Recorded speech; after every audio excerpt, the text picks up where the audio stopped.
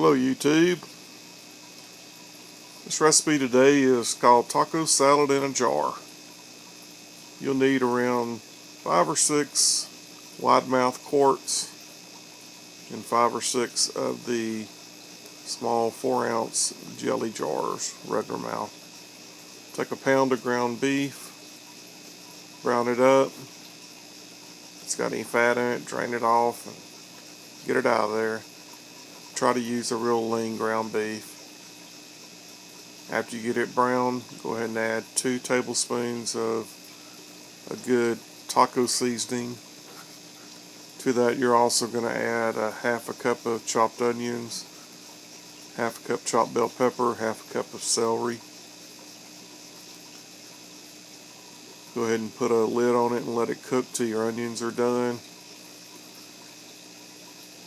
I would rather have tomatoes if they're cooked, so I used drained petite diced tomatoes and went ahead and cooked them in with my onions, bell pepper, and celery. But as soon as you get this done, you'll want to put it in a container that you can put in the refrigerator, and put it in the refrigerator and let it cool completely down before putting it in the jars. That way the heat from the meat won't melt your lettuce and your other vegetables you're going to put on there and your cheese. Today we're also canning up some pork and beans or Boston baked beans, whatever you want to call them. This is how the petite diced tomatoes look drained and put in there. And to me it really has a little bit better flavor if the tomatoes are cooked. If you'd rather have them fresh, then you can add your tomatoes later. What we do is we start out putting about a half a cup of the meat mixture in the bottom of the jar that's been cooled. Then we took a quart-sized jar of pinto beans that we canned ourselves, drained those, and added 3 or 4 tablespoons of drained pinto beans. Then on top of that we added probably around a half a cup of lettuce, maybe more, maybe a full cup. Then on top of that we would add our tomatoes if you're using diced tomatoes. We added some shredded cheddar cheese next. Then on top of that we crumbled up some Doritos nacho cheese flavored chips and put on top of that. And what you're going to do is this mixture is going to build up to, you see about how much is in the jar. You're going to add just enough chips to where when you add your little 4-ounce jar inside your wide mouth jar, that you can still get your quart jar closed. If you like more chips and less lettuce, put less lettuce and more Doritos chips. But for the dressing, after you get all your ingredients in, we're using picante sauce and Catalina dressing. And what we did is we filled half the jar up with picante sauce and filled it the rest of the way up with the Catalina dressing. Put your lid on it and shake it up, and it's just that easy.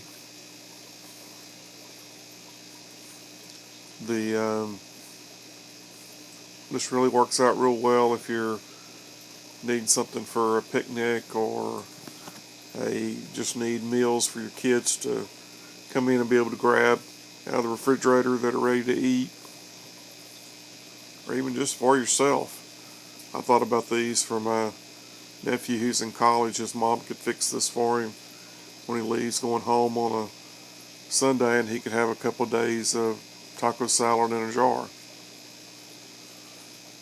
So see how the dressing fits down inside your jar, and your lid still fits on the jar. It just works out real nice to be able to have everything contained in that one jar. All you really need is a fork and you're ready to eat. Hope you enjoyed this recipe. Please give us a thumbs up if you did. If you have any questions or comments, make them below and we will answer any questions or comments that you have. You have a nice day. This is the Pressure Prepper, and I'm out.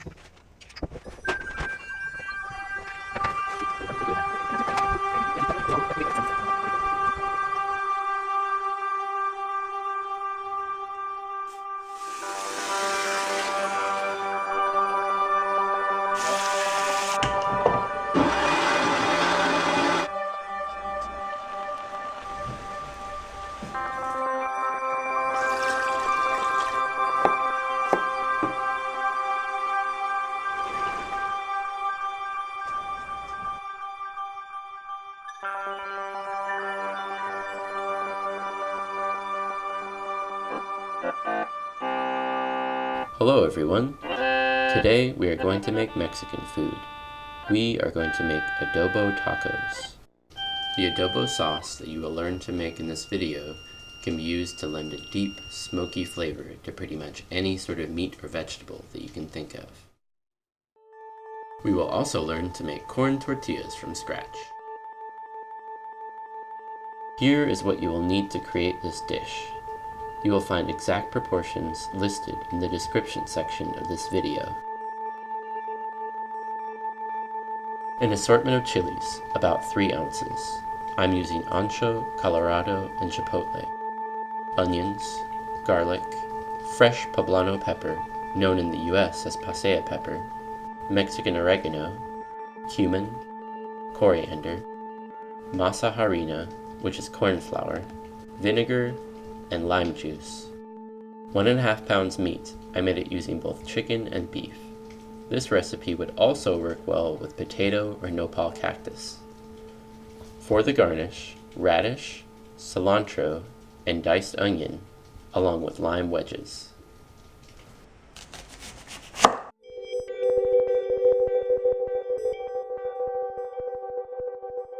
Let's begin. Marinate the meat in 1 part vinegar and 1 part lime juice. Add cumin and coriander. Mix well. Allow meat to marinate, preferably overnight. Start bringing some water to a boil. Heat chilies on high heat for about 3 minutes on both sides until they are dark, soft, and aromatic. Put chilies in a pot and cover with boiling water. Set them aside for at least 40 minutes. You can use a small plate to weigh them down. Take your fresh poblano pepper, chop into thin strips, and set aside. Roughly chop your garlic and onion. Put them in a blender along with your drained chilies. Add the water that was used to soak your chilies. Pulse until smooth.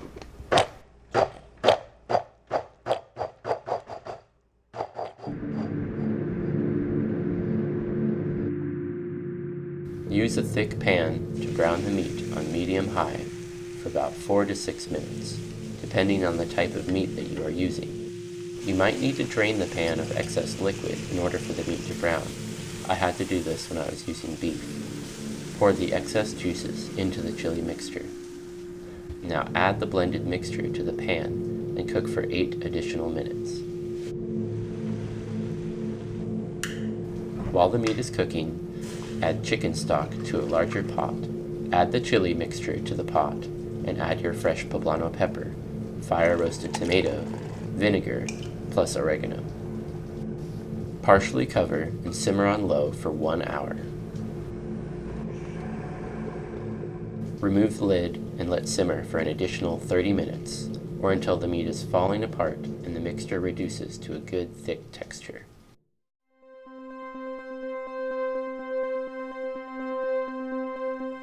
While that is cooking, let's prepare all of our vegetables for the garnish.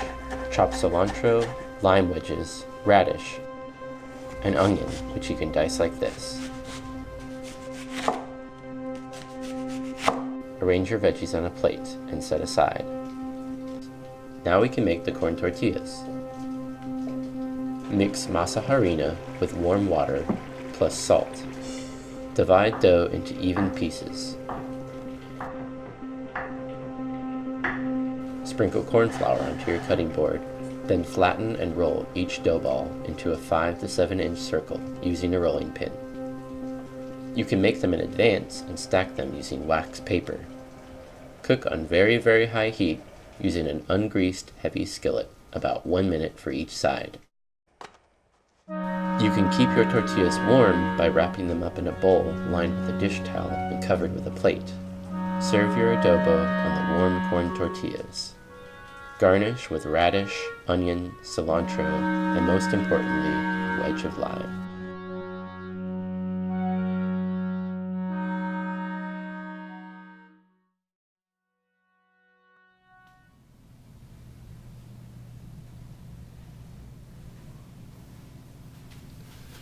Well, hello. A few months ago I posted a fairly obnoxious video showing how to make what I consider to be the flagship offering from LA's Kogi taco truck, the Korean short rib taco. This video is going to show how to make something similar to another offering from the Kogi barbecue truck, the kimchi quesadilla. The recipe I'll show is similar to a recipe published in Gourmet magazine that was submitted by Kogi's chef, Roy Choi. Admittedly, this combination sounds really weird, but it's great. Even people who don't care for kimchi at all will probably enjoy this.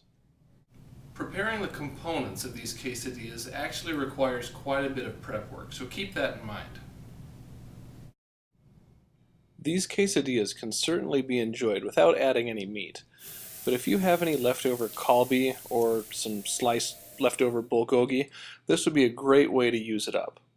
You could even use bacon if you'd like. I made a really simple chicken recipe with some Korean flavors in the marinade. The recipe for the chicken marinade is listed in the details section. Now for the kimchi. If you make your own, congratulations. I buy it, and I'm sure it's not as good as homemade kimchi, but I don't care. I do like to open the jar with a colander underneath because sometimes the cabbage and the juices will ooze up out of the jar. No such luck this time.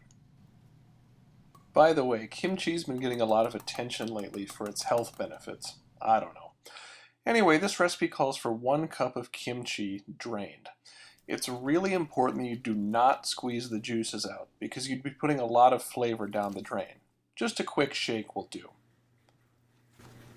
The kimchi gets a rough chop just to make the pieces a little bit smaller.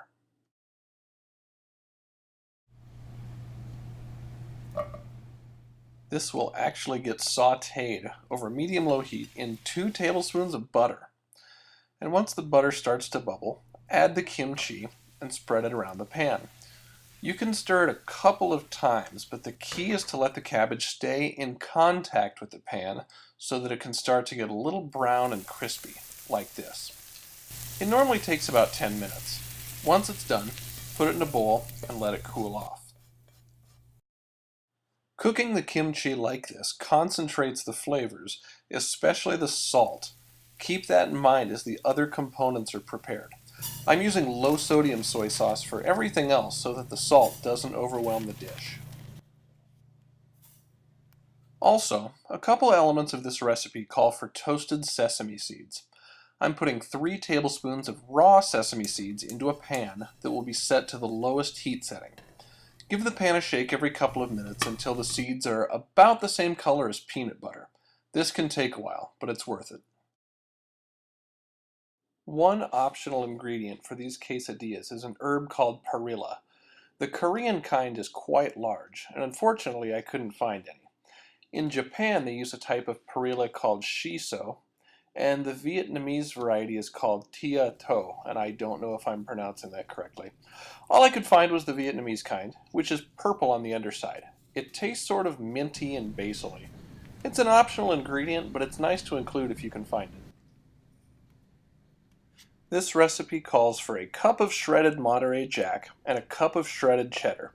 I guess you could just get a bag of shredded Mexican blend cheese, but cheese really does melt a lot better if you shred it yourself. I like to serve the quesadillas with a slaw, and this one will be pretty simple. It starts with a half tablespoon of ginger, 1 small chopped jalapeno, 1 tablespoon of low sodium soy sauce, 1 tablespoon of rice vinegar, and 1 tablespoon of those delicious toasted sesame seeds. By the way, you could just use a few tablespoons of a soy ginger salad dressing if you'd like. And this is just an 8-ounce bag of broccoli slaw, and even though it doesn't look like there's enough dressing, after this sits for a few minutes, the vegetables will let out some of their own juices. The Kogi truck serves their kimchi quesadillas with some type of salsa. Any good taqueria-style salsa, red or green, would probably be fine with these. I like to use a gochujang-based barbecue sauce. There is a product available at Whole Foods called Annie Chun's gochujang sauce, and it would be perfect for this. I would really recommend using that instead of making the sauce from scratch. But if you do already have a tub of gochujang paste in your refrigerator, you can find the recipe for the sauce in the details section. To assemble these beauties, first lay down a few of the perilla leaves onto a 10-inch tortilla. And if you have the large Korean perilla, you might end up needing only one leaf. Then put down half of the cheddar, half of the kimchi, and then 1 tablespoon of toasted sesame seeds. That seems like a lot, but it tastes really good. And then half of the chicken or whatever meat you're using, and then half of the Monterey Jack.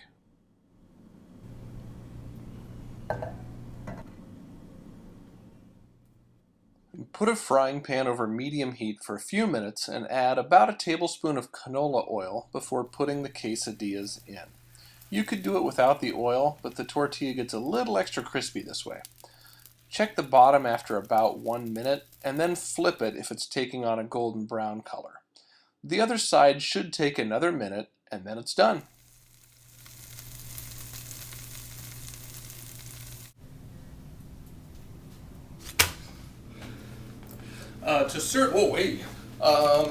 To serve this, cut each quesadilla into 4 wedges, and then arrange it on a plate. And then you can put on some fancy zigzags with the barbecue sauce, and then put a nice scoop of the slaw on the side. This is ready to eat.